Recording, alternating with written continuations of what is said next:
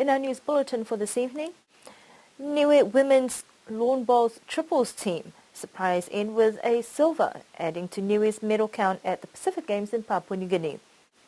Government takes temporary measures for the management of Niue tourism to review overall performance and recommendations for development of the tourist industry. Police warn people to be aware of cybercrimes and online scammers. Local youth get pointers and direction on how to make their own short films in a workshop this week. Niue's lawn bowls team have managed to surprise many with a win, adding to Niue's medal tally at the Pacific Games in Papua New Guinea.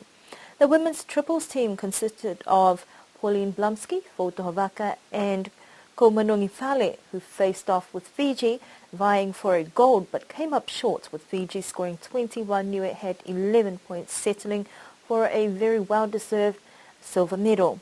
Fiji took first place, Niue received silver, and Cook Islands took the bronze. The Lawn Bowls Vice President Desmond Hepper is very proud and happy that the Lawn Bowls team have achieved such a milestone in representing Niue. He also hopes that the rest of the remaining bowls teams still in competition will be able to have the same success as the ladies. With just over a day of competition left, the men's lawn bowls team and golf are still competing. With the closing of Pacific Games at the end of this week, Papua New Guinea still leading in the medal tally with 167 medals, New Caledonia trailing behind in second with 143 medals, and Tahiti in third. Government has taken temporary measures to address some concerns for the tourism industry, with some assistance towards the management of Niue tourism. Tourism is the island's #1 driver of economic development, with millions of dollars invested. Premier Tokitalangi confirmed in an interview a few weeks ago that there were some concerns following the Arts Festival this year and projected forward bookings. We've looked at the forward bookings, we've looked at the issues that we've had in the past. I came on a flight just before the festival and 30 people were on the flight. You expect a bit more than that because it was festival week. So we were disappointed. We tried to figure out what was happening. We talked to the tourism office. And then we found that the figures are sporadic. In other words, this time the figures are very good and people think, oh no, it's very good. But in fact, forward bookings indicate to us that it's not necessarily that. So rather than wait until the whole thing dies on us, we're intervening early on to ensure that in fact that doesn't happen. So that's what's happened. In the middle of June, the manager of Chamber of Commerce, Felicity Bolin, was seconded to assist Niue Tourism on a temporary basis to conduct and review operations, overall performance and areas that need to be improved. Felicity says that despite concerns, the forward bookings are looking good, accommodation on island is full, so the situation is not as dire as previously thought. The expectation now is that a report will be compiled and presented to government by the 31st of July with recommendations to see how things will progress further within the tourism sector. Pacific communities have become easy targets for online scams. Concerns have been raised regarding transnational crimes in the Pacific, and a specialized transnational crimes unit has been set up in Samoa to monitor such criminal activity. Typically, scams are initiated by email or Facebook phishing, where scammers want identity details or bank account details so they can steal your identity. But even worse, scams usually result in people losing money. Chief of Police Tony Edwards says that this is now becoming common practice for cyber criminals to target Pacific Islanders. The Pacific region has a lot of the people who are doing these criminal activities have found the Pacific Islands very community orientated, where a lot of the communities are very acceptable, who are genuine, acceptable to the community.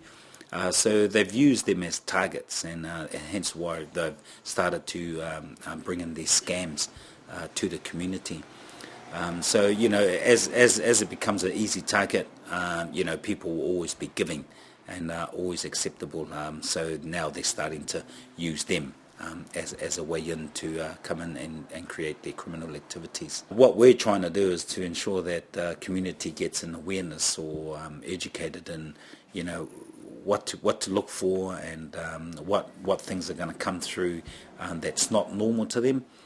Maybe when they first get it, they'll probably go, "Well, this is genuine. Would like to help out," but really, it's a target trying to lure them into their criminal activities. Some of these elaborate scams, often received in emails or messages, claim to be an unknown deceased relative, requests for assistance with church expenses or children's uniforms, offers of free travel, foreign lottery scams, money laundering, and more. Chief Edward says Niue Police have programs in place to deal with awareness for cyber safety that is part of transnational crimes. Transnational crimes, we're talking about criminal activities happening from the outside of Niue. And we all know and understand that there is a lot happening within the region, especially coming from outside of the European countries and working their way into the Pacific region. So at the moment we've set up an office in Samoa, which is the Pacific Transnational Crime Unit, and this unit works closely with the Pacific Islands.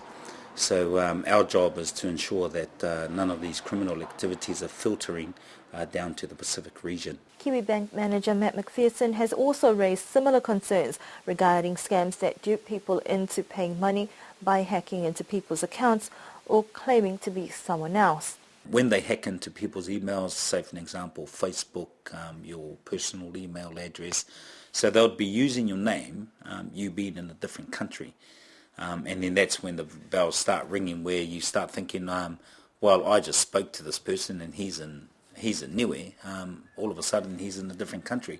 So those are just the not norms, So if people are looking at it and go, well, it's my cousin who's in a different place, well, you really need to think about whether you're going to reply to that or whether you're going to report it just to find out more information. We would expect that we would work together with the bank, but we would expect that if any of this type of activity is happening, then it should be reported, and then we will work closely with the bank to ensure that it doesn't happen. So, but we've got programs in place. We're working on cyber safety legislation at the moment, just to ensure that we encompass the whole criminal activities behind these scams and so forth. So there are things in place. We are working on it. Hopefully we'll be able to have no experience with this, with people doing scams and people accepting scams. Some tips and advice from the police department and bank is for people to stay safe online, would be to delete any unsolicited emails or Facebook messages, use only legitimate charities, do not believe promises from people you do not know, or meet online.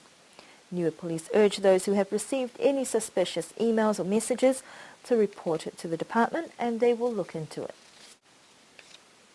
More than 20 enthusiastic youth are getting pointers on what it takes to make a film, with a workshop organised by Kelukat's production house and funding from UNESCO.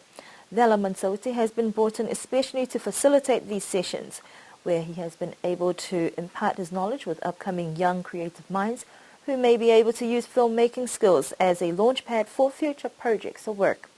Participants have been taken through concept development, script writing and filming techniques, with an expectation that by the end of this week there will be approximately 10 short films completed for a private screening tomorrow. Vela Mansauti is locally known for his famous screenplay, My Name is Gulitome, that was showcased in April during the 4th Niue Arts Festival. According to organisers in the workshop, it was to help youth build confidence in filming, acting, directing, and to create authentic Niuean stories on film.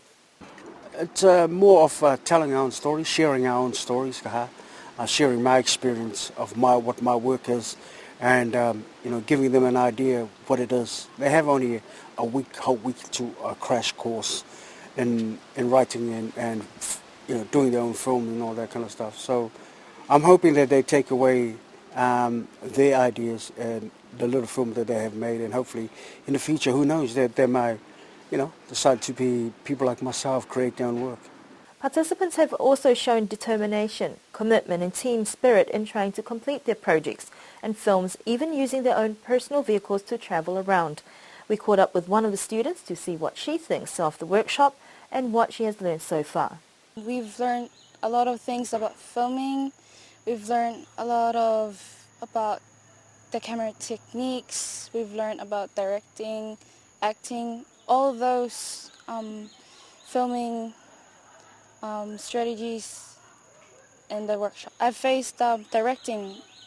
To me, directing is hard because sometimes you have to let those actresses and actors to listen to you and tell the cameraman what to do, and everything is hard to put into set where you have planned. It's basically about horror, suspense, and it's between two characters with tension between them. That's the story I have written so far. All films will be edited and showcased in a special screening for families and friends that will be held at the end of this week. And that concludes our news bulletin for this evening. We do hope that you have an enjoyable weekend ahead. Don't forget to check out the Alofi South show day down at the Newer Primary School grounds at Halamahanga.